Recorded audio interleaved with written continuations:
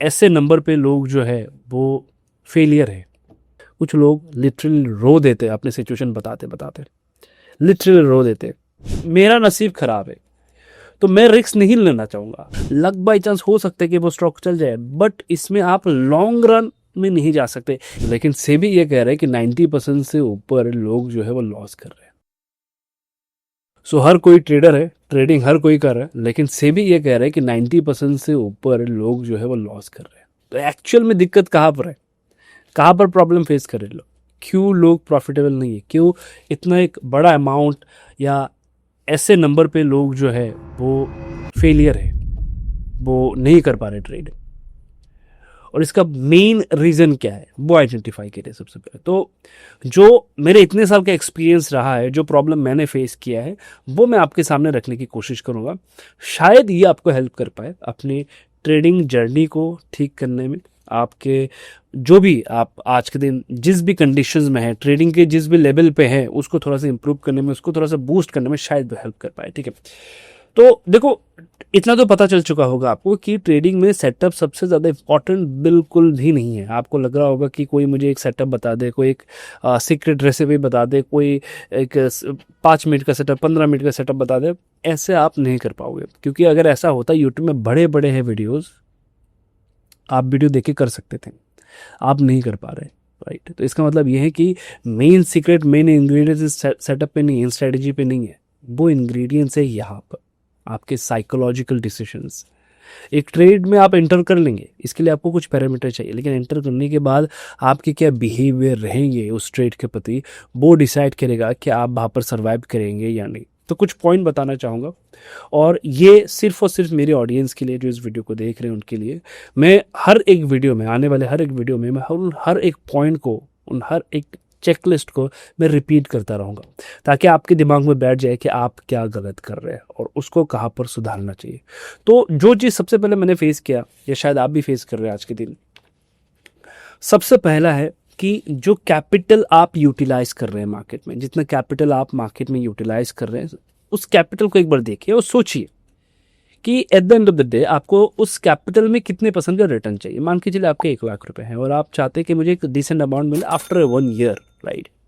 और आप चाहते हैं कि नहीं, मैं शॉर्ट टर्म ट्रेड भी करना चाहता हूँ, मैं लॉन्ग टर्म ट्रेड भी करना चाहता हूँ, मैं इन्वेस्टमेंट भी करना चाहता हूँ, तो मुझे क्या करना है। तो मेरा सबसे पहला सजेशन रहता है कि देखो, एटलीस्ट आपके डीमेट में अगर आप इंट्राडे ट्रेड करना चाहते हो, स्विंग करना चाहते हो, मेरा सजेशन रहता है कि स्विंग पे सबसे पहले फोकस करो। इंट्राडे पे भी नहीं, लॉन्ग रन पे भी नहीं, स्विंग में फोकस करो। ठीक है, और आप जो भी आपका कैपिटल है, आप मान के चलिए आपके 1 लाख कैपिटल है, आप उस 1 लाख कैपिटल से स्विंग में ही फोकस करो। अगर आपका कैपिटल कम है तो, अगर ज़्यादा है तो आप अदर जगह पे जाओ, आप इन्वेस्टमेंट पे जाओ, आप स्विंग में जाओ, आप इंट्राडे में जाओ, उस कैपिटल को आप डिवाइड कर सकते हैं। अगर आपका कैपिटल ही कम है तो आप इसको डिवाइड नहीं कर सकते। तो सबसे पहले अगर आपका कैपिटल 5 लाख के नीचे है तो प्रेफरेंस दो कि उस कैपिटल से मैं सिर्फ एक ही डिज़ाइन का ट्रेड करूंगा, और वो डिज़ाइन है स्विंग ट्रेडिंग। मैं स्विंग ट्रेडिंग करूंगा, और जो भी कैपिटल है उसको इक्वली डिवाइड करो कि मेरा 5 लाख है तो मैं 1 लाख करके 5 स्टॉक को प्रेफरेंस दे सकता हूँ। तो सबसे पहले तो इशू यहाँ पर है, जब हम पोजीशन बनाते हैं, देखिए ये प्रॉब्लम है, नोट करिए, जब हम पोजीशंस बनाते हैं तो हम पोजीशन बनाते टाइम जो डिसीजंस लेते हैं वो इमोशंस के बेसिस पे लेते हैं। इमोशंस के बेसिस की अगर मैं बात करूँ तो या तो हम ज़्यादा क्वांटिटी ऐड कर लेते हैं या तो हम कम क्वांटिटी ऐड करते हैं। मैक्सिमम टाइम हमने ये चीज़ देखा कि लोग ज़्यादा क्वांटिटी ऐड कर लेते हैं, और ये इसलिए होते हैं कि वो सिर्फ और सिर्फ प्रॉफिट को देख रहे होते हैं कि इस ट्रेड में अगर मैं जाऊंगा तो मुझे कितना प्रॉफिट हो सकता है।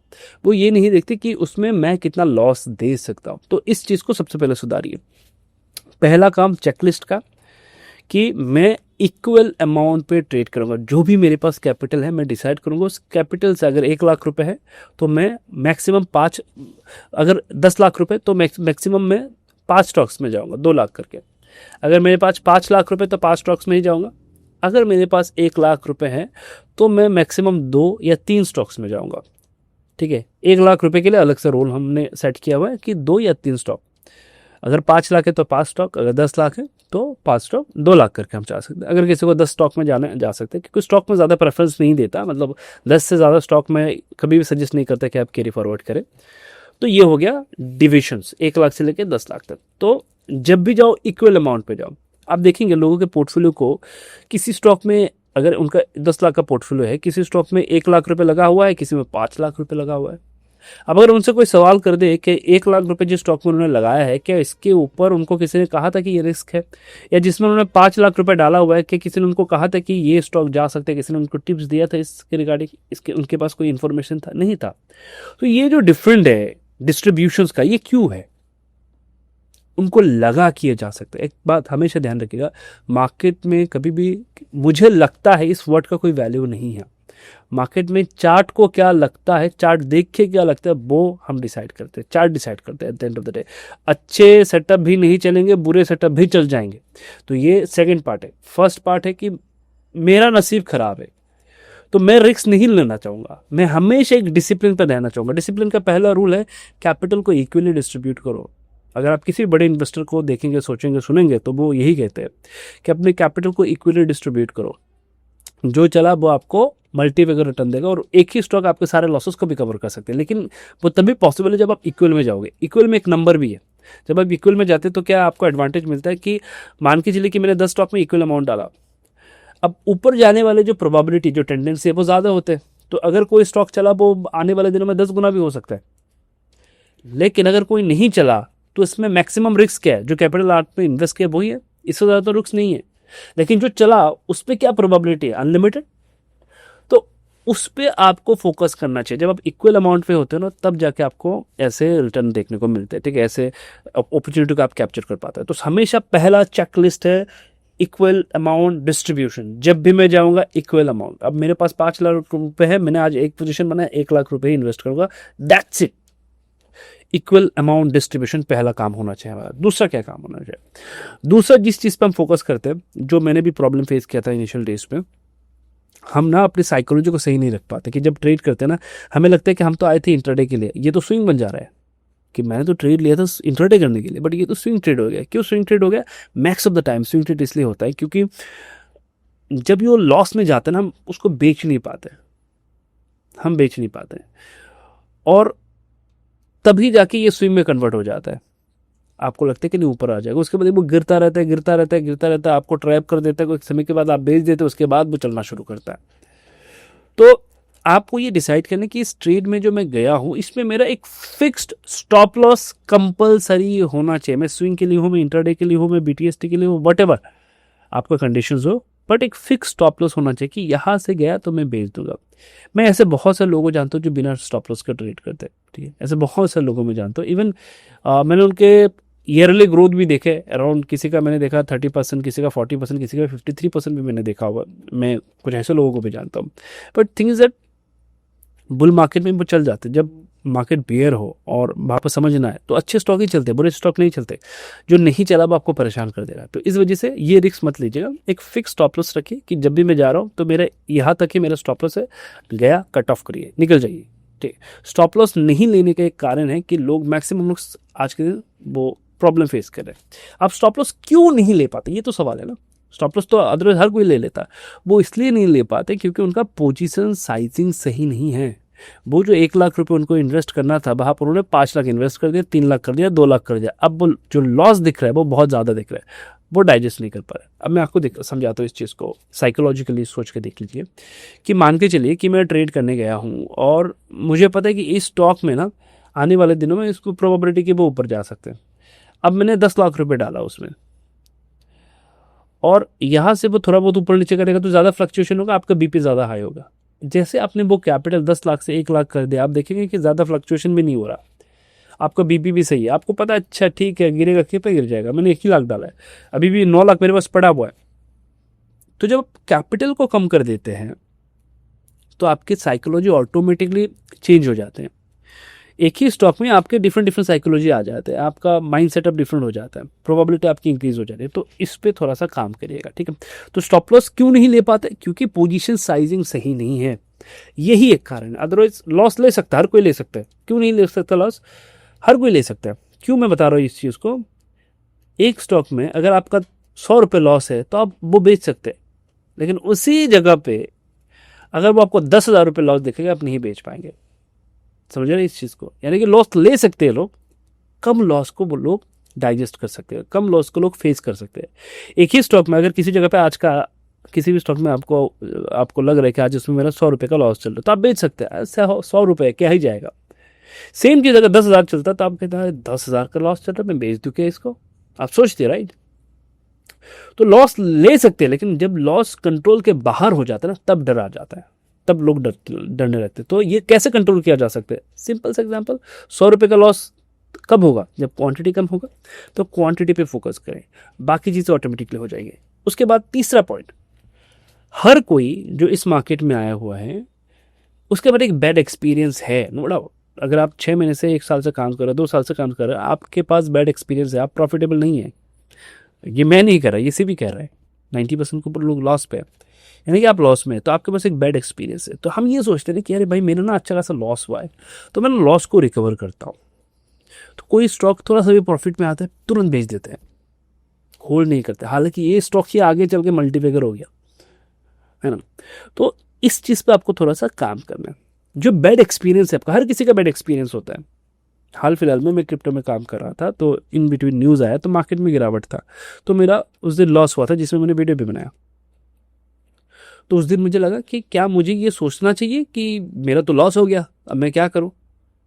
तो जो मेरा हो चुका है मैं चेंज नहीं कर सकता, तो मैं क्या कर सकता हूँ? मैंने ये सोचा कि कैसे मैं इस अमाउंट को बहुत ही जल्दी रिकवर करूँगा, जो कि हमने कर भी लिया। उसके बाद हमने और डिसेंट प्रॉफिट कर लिया। तो आपको ये नहीं सोचना कि क्या हो चुका है, वो तो हो चुका है, उसको आप चेंज नहीं कर सकते। जब तक आप ऐसे नहीं सोचेंगे कि ओके जो हो चुका है वो हो चुका है, आप सोच के देख लीजिए। जस्ट इमेजिन डे 1 पे आप मार्केट में काम कर रहे हैं, ठीक है, आपको आज आपने 1 लाख रुपए डाला, आपको आज 2,000 रुपये प्रॉफिट दिखा रहा है, आप खुश हो जाएंगे ना। आपने डे 1 पे शुरू किया, आपने 1 लाख रुपए डाला, 2,000 का प्रॉफिट चल रहा है, आप खुश हो जाएंगे। वही चीज़ आप मार्केट में इससे पहले भी काम करते हैं, 6 महीने से काम, 6 महीने 1 साल से काम कर रहे हैं, और आपका इससे पहले 50-60 हज़ार का लॉस हो चुका है ऑलरेडी, या 1 लाख का लॉस हो चुका है। आपने ट्रेड लिया आज, उसमें 2,000 का प्रॉफिट दिख रहा है। आप सोच के देख लीजिएगा एक बार कि आपका सेम माइंडसेट रहेगा। पहले जिस 2,000 में आप खुश हो रहे थे, आज जब ये 2,000 का प्रॉफिट दे रहा होगा, अच्छा ठीक है 2 ही तो हज़ार है, मेरा लॉस ही 1 लाख का, 2,000 क्या ही कर लेगा। सोच के देख लीजिए, मेरा लॉस ही 1 लाख का ऑलरेडी हो चुका है, 2,000 का प्रॉफिट चल रहा है, तो आपका माइंडसेट ऑलरेडी चेंज हो चुका है। आपको 2,000 ज़्यादा समझ में नहीं आएगा, अच्छा 2 ही हज़ार है, लेकिन अगर ये डे 1 होता तो आप खुश हो जाते, 2,000 का प्रॉफिट चल रहा है मेरा। लेकिन क्योंकि ये डे 1 नहीं है, आपके पास बैड एक्सपीरियंस है, तो वो आपके मूड को कंट्रोल कर रहा है, आपके इमोशंस को कंट्रोल कर रहा है। एक प्रॉफिट जो आपके आंखों के सामने चल रहा है, वो उस प्रॉफिट में आपका जो इंटरेस्ट है उसको कम कर रहा है। आपको चाहिए नहीं इसको और बड़ा होना चाहिए, ये 2,000 कैसे, ये 20,000 जाए तो ठीक है, लेकिन 2,000 पे आपके इमोशंस खत्म हो चुका है, इसको खत्म नहीं होने देना है। 2,000 आज भी आपके लिए उतना ही वैल्यूएबल होना चाहिए जो पहले था, पहले दिन था। क्यों ऐसा मैं कह रहा हूं? ऐसे ही चल के आप अपनी लॉस को रिकवर कर सकते हैं, छोटे छोटे छोटे छोटे स्टेप के साथ। हम करते ये है कि एक ही ट्रेड में सारे लॉस को कवर करने की सोचते हैं। इससे क्या क्या होता है? क्वांटिटी साइजिंग बढ़ जाता है, पोजीशन साइजिंग बढ़ जाता है, अमाउंट ज़्यादा इन्वेस्ट करते हैं, साइकोलॉजी और ख़राब होने लगता है, रिवेंज पे आ जाते हैं, और हम जी जान लगा देते कि ये चले ये चले ये चले, तो बहुत सारी चीज़ें इन्वॉल्व हो जाते हैं। तो और वो जो डिसीजन है वो कभी भी आपका सही डिसीजन नहीं हो सकता, वो कभी भी आपको एक सही डायरेक्शन पे नहीं लेके जा सकता। लक बाई चांस हो सकता है कि वो स्टॉक चल जाए, बट इसमें आप लॉन्ग रन में नहीं जा सकते, इसमें आप कैरियर नहीं बना सकते, इसमें आप अपने कैपिटल को धीरे धीरे करके इंक्रीज नहीं कर सकते। ये स्केलेबल नहीं है कि आज 1 लाख से ट्रेड करो, आने वाले दिनों में 10 करोड़ से करूंगा, स्केलेबल है ही नहीं, क्योंकि ऐसे डिसीजन में बहुत सारी चीज़ें इन्वॉल्व हो जाते हैं। तो बैड एक्सपीरियंस एक ऐसा चीज़ है जो आपके हर एक ट्रेड में इंपैक्ट करता है। आपके हर एक ट्रेड जो आप ले रहे हैं आज के दिन, उसमें इंपैक्ट करेगा, डिफरेंट डिफरेंट तरीके से करेगा। पोजीशन साइजिंग में करेगा, देन प्रॉफिट में, आपके जो भी आपका प्रॉफिट है उसमें कहीं ना कहीं ये इन्वॉल्व हो जाता है, आपकी इमोशंस पे इन्वॉल्व हो जाता है। तो उनको साइड में रखिए, आप ये सोच के शुरू करिए कि मैंने तो पहली बार ट्रेड करना शुरू किया आज के दिन। आज के दिन मैं जानता हूँ ये टफ होगा, नो डाउट, लेकिन हमने भी ऐसे ही ओवरकम किया इन सारी सिचुएशन को, मैंने भी ऐसे ही ओवरकम किया इन सारी सिचुएशन को। तो आप ये सोच के चले आज मेरा न्यू डे, जो भी मुझे मिल रहा है मैं उससे हैप्पी हूँ। अब जब न्यू डे होगा, आप पोजीशन वैसे भी ज़्यादा नहीं बनाते, राइट? डे 1 पे हम ज़्यादा पोजीशन थोड़ी बनाते, एग्रेसिव पोजीशन थोड़ी बनाते। एग्रेसिव पोजीशन एक बंदा कब बनाता है? जब बहुत सारा एक्सपीरियंस आ जाता है। तो डे 1 पे जब शुरू करोगे ना, तो एक्सपीरियंस जब आपका, आप ऐसे मान के चलोगे मैंने तो डे 1 पे शुरू किया, तो आप छोटे छोटे प्रॉफिट को फोकस कर पाओगे। छोटे छोटे प्रॉफिट को जब आप लेते रहेंगे और आप आपके पास एक बैड एक्सपीरियंस जो है उसमें कुछ लर्निंग भी होगा, उस लर्निंग को जब आप अप्लाई करेंगे तो आपका जर्नी और भी स्मूथ हो जाएगा। ठीक है, तो ये एक पॉइंट है जिस पे आपको काम करना चाहिए। ये तीसरा पॉइंट है बैड एक्सपीरियंस, इसके कारण मैक्सिमम लोग आज के दिन प्रॉब्लम फेस करें, और यही एक एक्चुअल ट्रेडर को बनाता है, एक सक्सेसफुल ट्रेडर को बनाता है, ये जो पॉइंट है। जब मैंने इन 3 चीज़ों पे काम किया ना, मेरे सारे प्रॉब्लम साइड हो गया, सारे प्रॉब्लम साइड हो गए। साइकोलॉजी, अब मार्केट खराब हो सकता है, अच्छा हो सकता है, इट्स ओके, मेरे सारे प्रॉब्लम साइड हो गए। आप कभी ये सोच के देख लीजिएगा कि मान के चलिए किसी स्टॉक में आप 10,000 लॉस नहीं दे रहे थे, अरे 10,000 का लॉस चल रहा है, मैं नहीं दूंगा, लेकिन उसी ट्रेड में एक समय तब आया जब इसमें 1 लाख रुपए का मेरा लॉस चल रहा, अनफॉर्चुनेटली अब आपको बेचना होगा, आपने बेच दिया। आप उससे सोचते अरे 10,000 का लॉस दे देता, अच्छा 20,000 का ही लॉस दे देता, अच्छा होता, आज मैं उसमें 1 लाख का लॉस दे रहा हूँ। बहुत से लोग इस प्रॉब्लम से फेस कर रहे हैं। कम लॉस था, बेच देता, तो किसी को नहीं पता होगा कि ये कहाँ तक जा सकता है। आप एक होप में बैठे हुए थे कि 10,000 से ये वापस से आ जाएगा अपने कॉस्ट पे, लेकिन वो 1 लाख तक चला गया। तो अगर आपको इन सारी सिचुएशन से बचना है, और मैं जानता हूं हर एक ट्रेडर इसको फेस कर रहा है आजकल, कोई बताता नहीं है, और ये किसी कोर्स में आता भी नहीं है ना, ये साइकोलॉजिकल पॉइंट है। एक इंसान फेस करता है, उसके बाद इसको सुधारता है, कोई सुधारता है, कोई नहीं सुधारता। जो नहीं सुधारता मार्केट उनको सुधार देते हैं, और जो सुधर जाता है मार्केट उनको रिवॉर्ड देते हैं। अब जब भी ऐसा कोई कंडीशन, हमेशा ध्यान रखिए आपका पहला जो छोटा लॉस है ना वही सबसे छोटा है, उसके बाद लॉसेस बढ़ जाएंगे। तो होप में मत रहो, छोटे लॉस को कवर किया जा सकता है बहुत ही जल्दी, बड़े लॉस को कवर करने में और भी ज्यादा मेहनत लग जाता है। इससे बेहतर ये है ना कि हम छोटा लॉस करते हैं उसको कवर कर लेंगे, लेकिन बड़ा लॉस होगा तो दिक्कत हो जाएगा। ये कुछ पॉइंट है जिस पर आपको काम करना है, राइट। अब इसके बाद आते हैं हम सेटअप पे। अब है सेटअप। तो लोगों को पहले लगता था कि सेटअप इंपॉर्टेंट है, सेटअप बिल्कुल भी नहीं। किसी भी एक प्रोफेशनल ट्रेडर से आप पूछ के देख लीजिएगा, वो कभी नहीं कहेगा कि सेटअप इंपॉर्टेंट है, क्योंकि सेटअप यूट्यूब में बड़े पड़े। मैंने आपको बहुत सारे सेटअप देके रखा हुआ है, इतना सेटअप आपका दिमाग खराब हो जाए, इतना सारा सेटअप मैंने देके रखा हुआ है। लेकिन क्या मुझे सेटअप प्रॉफिटेबल बना रहे हैं? सेटअप तो मुझे चाहिए, क्योंकि मैं ट्रेड पंच करूंगा तो सेटअप मुझे चाहिए। लेकिन सवाल है कि जब मैं ट्रेड को पंच कर रहा हूं, वहां पर 2 चीज और इन्वॉल्व हो रहा है, मेरा एक्सपीरियंस जो मार्केट ने मुझे दिया, और इसके साथ साथ कुछ चीज़ें जो मैंने अपने कंट्रोल में रखा, जिसने मुझे साइकोलॉजिकल वे पे शांत रखा हुआ है। मेरा एक्सपीरियंस, सेटअप तो हो सकता है, जैसे कि अभी जो हाल फिलहाल में हम सेटअप पे चर्चा करें वो सेटअप है, तो मेरा एक्सपीरियंस उस सेटअप को बेहतर तरीके से आइडेंटिफाई करने में मुझे हेल्प कर रहा है। और दूसरा पॉइंट, जो गलतियां मैंने किया है उस गलतियों को सुधारने के लिए मैंने कुछ प्रिकॉशंस लेके रखा हुआ है, क्वांटिटी कम लेके रखा हुआ है, और उसके साथ साथ पोजीशन साइजिंग मैंने मैनेज किया हुआ है, टाइमिंग मैंने मैनेज किया हुआ है, फियर ऑफ मिसिंग आउट, ये सारी चीज़ों को मैंने मैनेज किया हुआ है। तो इससे क्या हो रहा है कि मेरे डिसीजंस, अब अगर आज गलत भी हूँ, मैं हो सकता हूँ मैं गलत हूँ, लेकिन मुझे पता है कि मैं कितना मार्केट में गवाऊंगा। ऐसा तो नहीं है कि मान लिमिटेड गवा दूंगा, नॉट लाइक दैट। तो इन पॉइंट पे आपको काम करना चाहिए। अगले वीडियो में सेटअप पर चर्चा करेंगे कि 3 पॉइंट, सबसे पहले चेक पॉइंट लगाओ। ये चेक पॉइंट लगा के तो देखो एक बार, ये 3 चेक पॉइंट लगाओ। 3 चेक पॉइंट लगाने के बाद उसके बाद और 3 चेक पॉइंट बताऊंगा, उसके बाद और 3 चेक पॉइंट, ठीक है, टोटल 9 चेक पॉइंट पे बात करेंगे। उसके बाद देखते हैं कि आपका ट्रेड सही कैसे नहीं होता। ट्रेड सिर्फ यहाँ से नहीं चलता, ट्रेड यहाँ से चलता है, ध्यान रखिएगा। मैं ऐसा क्यों कह रहा हूँ? ट्रेड पंच करने के बाद जब आप ट्रेड पंच कर देते हैं ना, आप सोच के देख लीजिएगा या रिलेट करके देखिएगा, वो सिर्फ यहाँ पर नहीं चलता, आपके यहाँ पर भी तो चलता है। तो ट्रेड सिर्फ आप इस लैपटॉप से कंट्रोल नहीं कर रहे, आपके सेटअप से कंट्रोल नहीं कर रहे, ट्रेड आप यहाँ से भी कंट्रोल कर रहे हैं। तो सबसे पहले इसको कंट्रोल करो। जब आप इस सेटअप को कंट्रोल कर लोगे, ये ऑटोमेटिकली कंट्रोल हो जाएगा। हम इसको कंट्रोल करने में लगे हुए, इसको कंट्रोल नहीं कर रहे। सेटअप यहाँ पर नहीं चलता, सिर्फ सेटअप दिमाग में भी चलता है। ट्रेड दिमाग में चल रहा होता है, दिन भर हम देखते हैं ना स्क्रीन, अरे क्या चल रहा है क्या नहीं चल रहा है। इसका मतलब क्या है? हम किसी भी जगह पे काम कर रहे हैं, हम थोड़ी देर बाद मोबाइल निकालते देखते हैं, इसका मतलब क्या है? ये चल कहाँ रहा है? यहाँ चल रहा है, ये सिर्फ स्क्रीन पे नहीं चल रहा। तो इसको तो आप कंट्रोल कर लोगे, स्टॉप लॉस लगा दोगे, टारगेट लगा दोगे। इसको कैसे कंट्रोल करोगे? इसको कंट्रोल करने के लिए आपको सबसे पहले चाहिए कि आपके मन को पता होना चाहिए, आपके दिमाग को पता होना चाहिए कि इसमें मेरा क्या रिस्क है, क्या जा सकता है। जब आपके दिमाग को, आपके मन को ये पता होगा, अगर आपके मन को ये पता है कि नहीं इसमें रिस्क बहुत कम है, तो आपके मन को शांति मिलेगी। जैसे मन को शांति मिलेगी, आपका दिमाग में कहेगा ठीक है चलो इसमें कोई उतना दिक्कत वाली बात नहीं है, चलो देख लेंगे बाद में। और इस चीज़ को अगर आपको परखना है, आप एक बार देख लीजिएगा, किसी स्टॉक में आपको मान के चलिए 1000 क्वांटिटी लेना है, आप 10,000 क्वांटिटी लेके देखिए, आप बार बार मोबाइल चेक करिए। और किसी स्टॉक को आपको 1000 क्वांटिटी लेना था लेकिन आपने 100 क्वांटिटी लिया, अब बार बार चेक करेंगे या नहीं, ये भी मुझे कमेंट में बताएं कि आप बार बार चेक करेंगे, उतना फ्रीक्वेंटली चेक करेंगे। आपको 1000 लेना था, आपने 100 लिया, और किसी में आपको 1000 लेना था, आपने 10,000 लिया। तो ये यहाँ से कंट्रोल होता है, इसको सुधारना है, ये ऑटोमेटिकली सुधर जाएगा। इसको सुधारे पहले, ये और ये दोनों कनेक्ट में होना चाहिए। ऐसे बहुत सारे ट्रेडर को मैं जानता हूँ, ऐसे बहुत से लोगों को मैं जानता हूँ, क्योंकि मैं बहुत सारे लोगों से बात करता हूँ, मुझे पता है। कुछ लोग लिटरली रो देते हैं अपनी सिचुएशन बताते बताते, लिटरली रो देते हैं, ठीक है। वो अपनी सिचुएशन को बता रहे होते हैं, क्योंकि ये और ये दोनों साथ नहीं चल रहे, सिर्फ ये चल रहा है। इन दोनों को कनेक्ट करिए, उसके बाद इसको ठीक कर लेंगे। नेक्स्ट वीडियो पे भी 3 पॉइंट बताने वाला हूँ। चेकलिस्ट कंप्लीट करने के बाद ट्रेड करना भी मत सोचना, चेकलिस्ट कंप्लीट करो, उसके बाद सोचो, उसके बाद देखो क्या रिजल्ट निकलता है।